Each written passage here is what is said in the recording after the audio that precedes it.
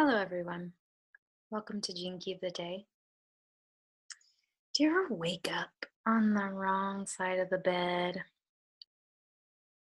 Today I had one of those days, and then I realized it was the Aries new moon, and that made sense to me. There was just some energy in my body that wasn't being put to beneficial use. And so I needed to have a good cry and let some anger move through my body instead of yelling at my husband, which I did enough of to then have to apologize and forgive myself.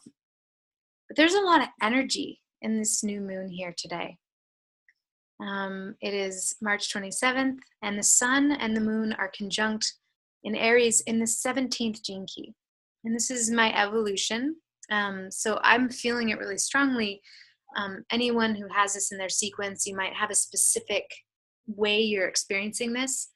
And for everyone else, it also is influencing us. And I was thinking recently about how the moon cycle, regardless of what's really going on, like in terms of like, oh, the energy of the sun and the moon are like moving through the sky and like passing through this code, and it's like coming and influencing us because we don't really have proof of that.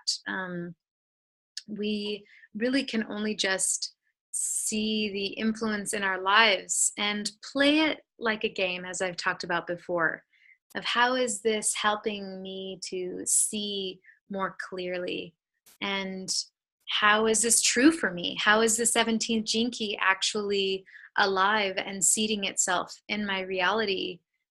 And really just inviting this gene key, this archetype, into more of the focal point for this next cycle. And I was thinking how the new moon and the moon cycle in general, more than the what we can tell of what's happening, it's really can be a marker of ritual, a way for life to bring us into conscious cultivation within the cycles, and to sit down and just have a fresh start. And so there's an invitation with this new moon to have a fresh start. And how is the 17th gene key that moves from opinion to farsightedness and the city of omniscience? This is the gene key of the mind. How is this mind archetype coming into your reality to help you right now? 2 new moons ago, we were in the 19, seeding a cycle with unraveling our victim patterns within codependence and coming into interrelation with each other.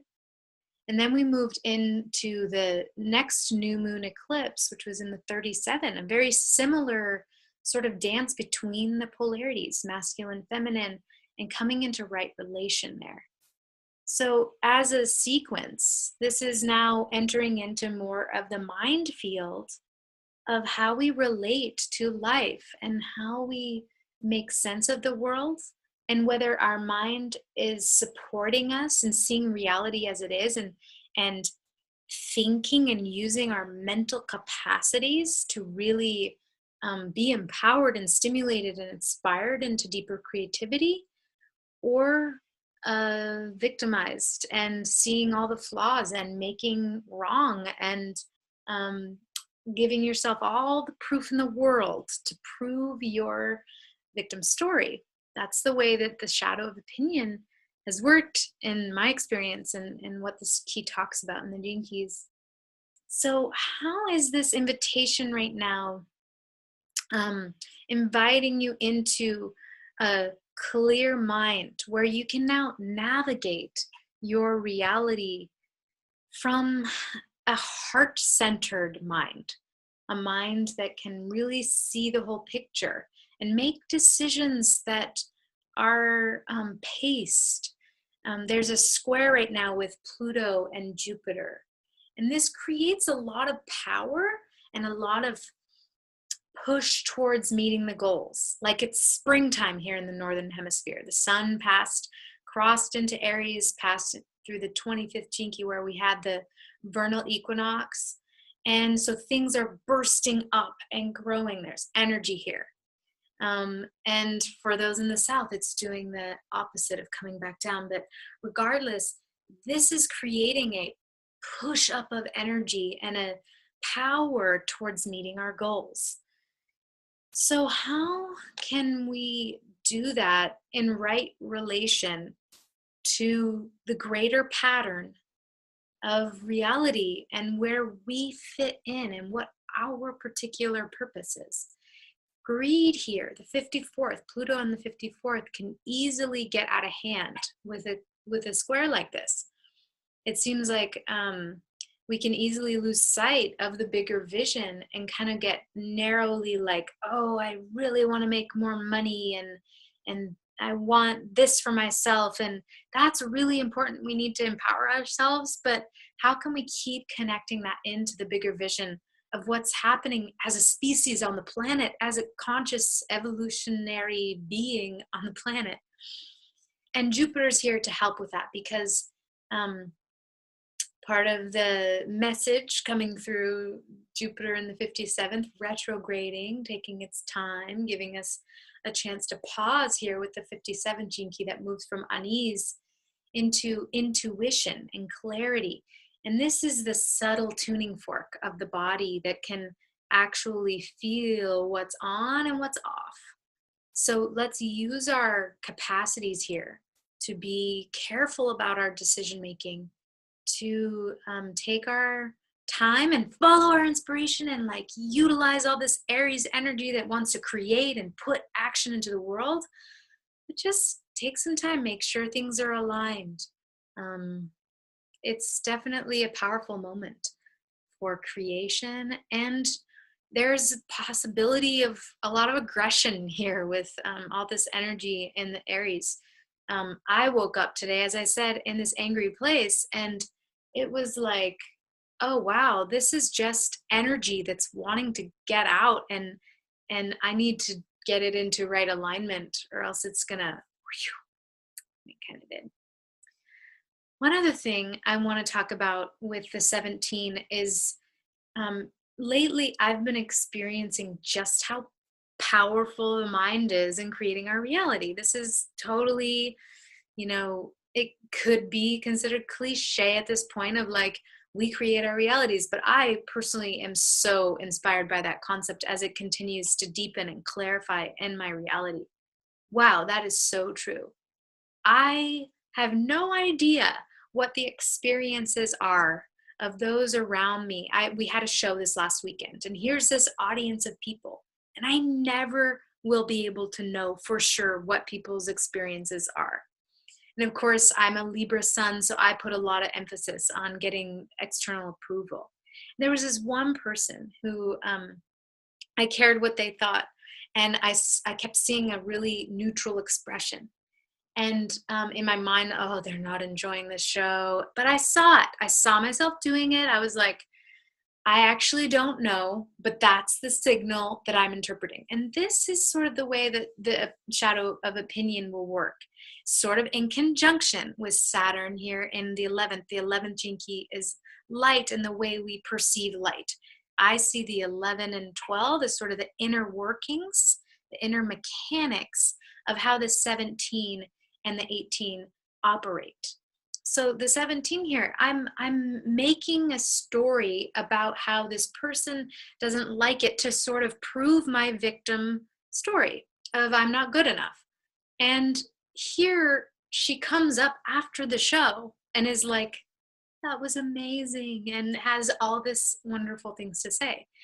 So it's always just like we really, don't know, and need to keep restraining the negative stories that don't feel good. Because if we don't know either way, we might as well tell ourselves something that feels good. Like, and really, after coming out of my mouth, I'm like, well, it's more just aligning to the truth, right? It's just like, we're all love.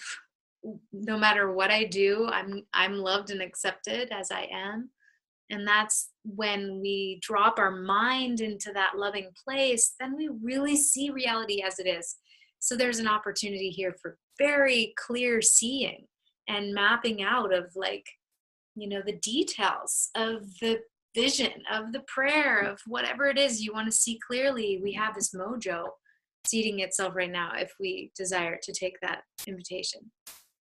So, one last thing, I just want to invite us to deeply feel, because as much as this is a head key, there's a lot, not just in the keys like Chiron and 36 of compassion, humanity squaring with Saturn right now. Are we committed and devoted to seeing reality as it is, and feeling the depth of the trauma that brings us into the compassion for humanity?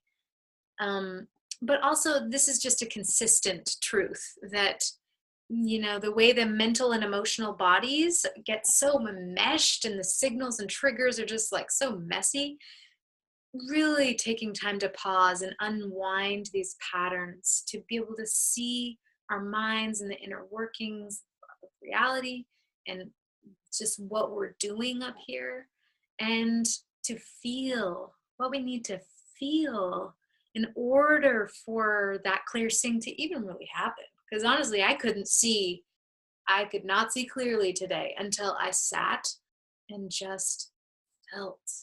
And I was able to forgive myself and soften. And then I could see reality. So continue to just, no matter how intense it might feel, or anytime you're off, just continue to come back and feel. I've been so amazed at how helpful that is for helping me through the moments. And so much love to you all. You're just my heroes. To see you operating with such beauty out there, and all your wonderfulness and all your not wonderfulness is just so beautiful too. So let's keep being gentle with ourselves and get into the creative pulse of what turns you on the most. Many blessings. Thanks for tuning in.